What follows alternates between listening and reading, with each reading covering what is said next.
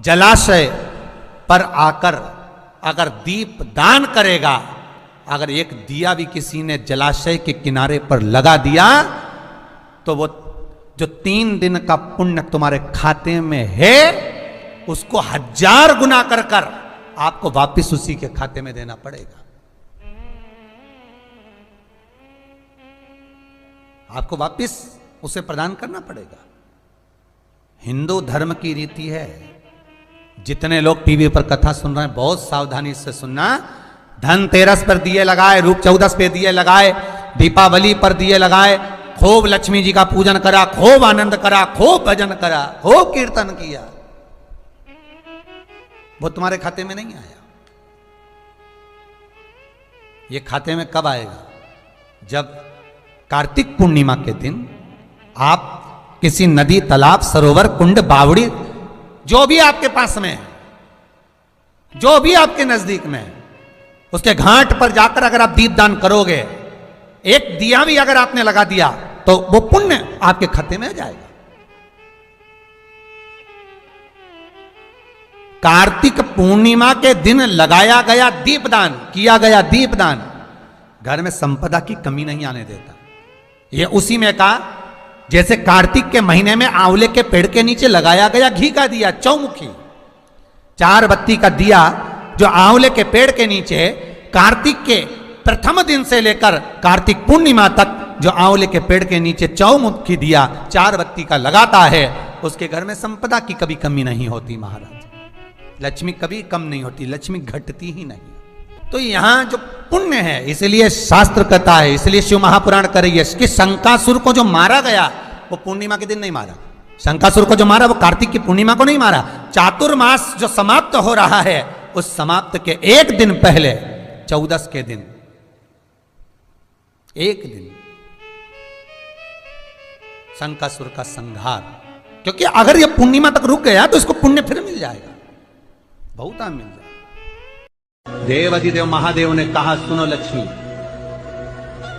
जिसके द्वार से ये 5 दीप निकल कर जाएं, लक्ष्मी तो देव दीपावली के दिन उनके घर में प्रवेश करना, तो वर्ष भर निकल कर बाहर मत जाना, साल भर निकल कर बाहर मत जाना। सुनो लक्ष्मी, कार्तिक पूर्णिमा सौभाग्य की वस्तु का जो दान होता है उसको हमारे यहाँ सुहागन नारी के लिए महादान कहा गया।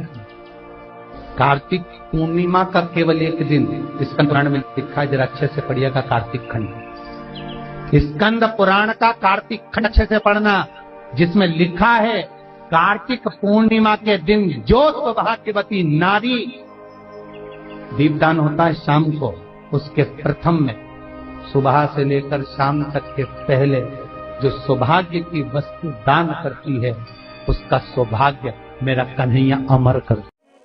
कार्तिक की पूर्णिमा के दिन जो व्यक्ति किसी जलाशय पर, नदी, तालाब, बावड़ी, कुआं, जहां भी जलाशय हो उस तट पर जाकर दीप लगाएगा तो उसने जो 3 दिन दान करा है उसका पुण्य उसके खाते में लाख गुना होकर चला जाएगा। लोग इसको देव दीपावली कहते हैं क्योंकि वो पुण्य लक्ष्मी जी छुड़ा कर लाई थी। और इतनी दीप उत्सव मनाया गया था लक्ष्मी जी के लिए कि वारी लक्ष्मी वाह, तूने जगत का कल्याण कर दिया, तूने जगत का उद्धार कर दिया। इसलिए दीपावली से ज्यादा महत्व देव दीपावली का, कार्तिक पूर्णिमा का। धनतेरस, रूप चौदस और दिवाली पे तुमने कितनी भी पूजन करी हो, कितना भी दिया लगाया, पर उसका जो पुण्य है तुम्हें मिलेगा तो कार्तिक पूर्णिमा के दिन मिलेगा, जब तुम दीप दान करने किसी नदी, तालाब, बावड़ी, कुआं, तालाब पर पहुंचोगे। वहां नहीं जाओगे तो पीपल के पेड़ के नीचे, वहां नहीं जाओ तो आंवले के पेड़ के नीचे, पर वहां दिया दान होना चाहिए। और कई लोगों का नियम है साहब, आज भी कार्तिक पूर्णिमा के दिन दीप दान करते, दीप दान। पर दीप दान का भी लोगों ने गलत एक तरीका निकाल लिया महाराज। दीपदान का भी गलत तरीका निकाला। दीपदान कहां होता है? नदी, तालाब, सरोवर, कुंड, बावड़ी, कुआं, जहां पानी होता है उसके घाट पर।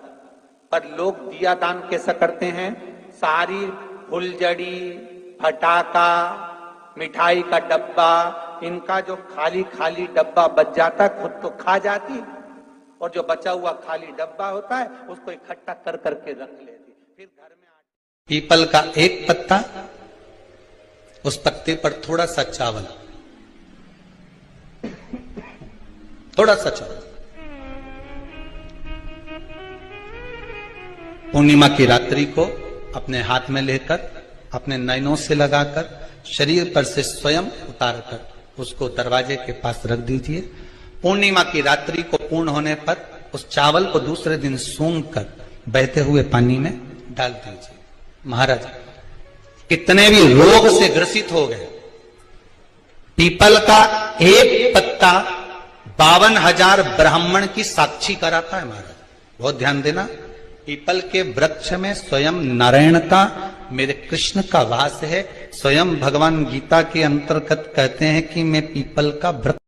आ गया पूर्णिमा की रात्रि, बड़े से बड़ी बीमारियां, बड़े से बड़े रोग, बड़े से बड़े बड़े कष्ट इस पूर्णिमा की रात्रि को छूट जाए। दमे की बीमारी, श्वास की बीमारी, अनिद्रा की बीमारी, रात्रि को जगना, ये सारी बीमारियां पूर्णिमा की रात्रि को अगर व्यक्ति अपने जीवन को सुखमय बनाए, अपने जीवन को आनंदमय बनाए तो सब छूट सकता। पूर्णिमा की रात्रि को पीपल के पत्ते 5 लेकर उसके ऊपर खीर डालकर रात्रि को खा लेने से महाराज दमे की बीमारी, श्वास की बीमारी रुक जाती है। वो बीमारी बढ़ती नहीं है, उससे कष्ट नहीं होता। जिन बच्चों के नेत्र कमजोर होते हैं, रोशनी कमजोर होती है, पूर्णिमा के दिन रात्रि को 12 बजे भगवान चंद्रदेव का दर्शन कराइए।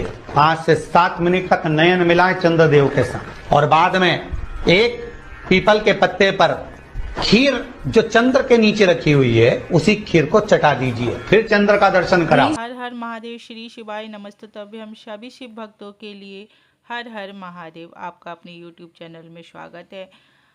परम पूज्य गुरुदेव ने जो उपाय बताए हैं, कार्तिक मास के महीने का बहुत ही विशेष महत्व होता है, जिसमें किए हुए कार्यों के बहुत ही पुण्य प्राप्त होते हैं। कोई भी आपने उपाय किया हो कार्तिक मास में तो उसका दोगुना फल प्राप्त होता है, ऐसा परम पूज्य गुरुदेव ने बताया है या माना जाए शास्त्रों के अनुसार। तो आप लोग भी इस कार्तिक पूर्णिमा के दिन पूरे महीने का फल प्राप्त करने के लिए दीपदान अवश्य करें, और 3 स्थानों पर ये दीपदान कर सकते हैं।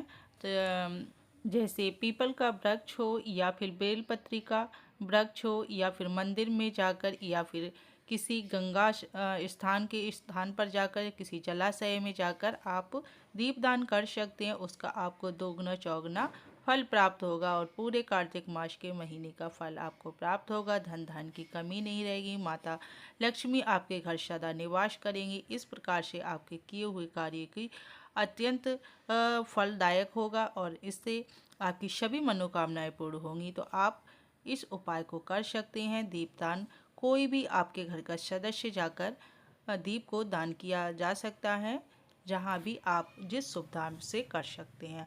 हर हर महादेव, श्री शिवाय नमस्तुभ्यं। वीडियो अच्छी लगी हो तो कमेंट्स में हर हर महादेव अवश्य लिखें। भगवान शिव के सच्चे भक्त हैं तो कमेंट्स में हर हर महादेव अवश्य लिखें।